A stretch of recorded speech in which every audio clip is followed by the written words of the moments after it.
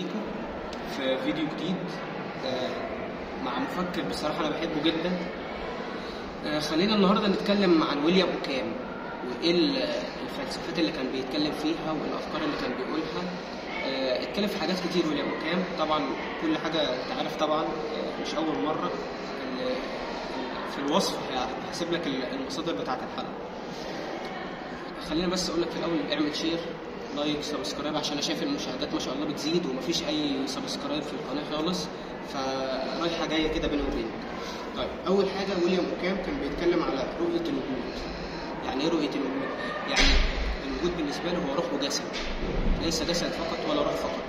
البني ادم وجوده وكيانه متكون من حاجتين، ممكن يكون في بينهم صراع كبير. الجسد بيشد الروح الارضيات والروح بتشد الجسد للتسامي والتعادل. دي حاجات مهمه جدا نتكلم فيها. تاني حاجة هو الفرق بين الجسد والعقل.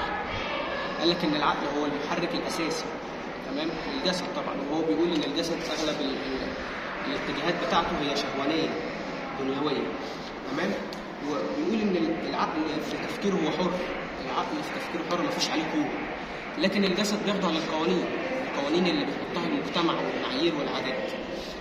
بعد كده مبدأ اسمه الفاعلية اتكلم عنه ويليام أوكام. الفعاليه يعني ايه؟ يعني لكل حاجه سبب، زي مبدا العليه كده عند ارسطو، حضر حلقه ارسطو برضه هسيبها لك تحت في الديسكربشن. فكره العليه او الفعاليه يعني ان لكل شيء سبب، ان لكل شيء سبب. فكره الفعاليه عند أوكام هي ان لكل شيء مبدا وغايه، لكل شيء سبب بيرجع ليه الاشياء، اصل الاشياء. دي اللي اهم حاجات نتكلم عنها أوكام. اخر حاجه معانا اخلاقيات الفعل. اخلاقيات الفعل، الفرق بين مصر وامريكا ان في امريكا هو عارف يطبق القوانين صح، عشان كده هو عالم متقدم. اما في الشرق الاوسط او كده الحاجات مش بتطبق بما يجب او بما يجب ان تكون عليه الاشياء.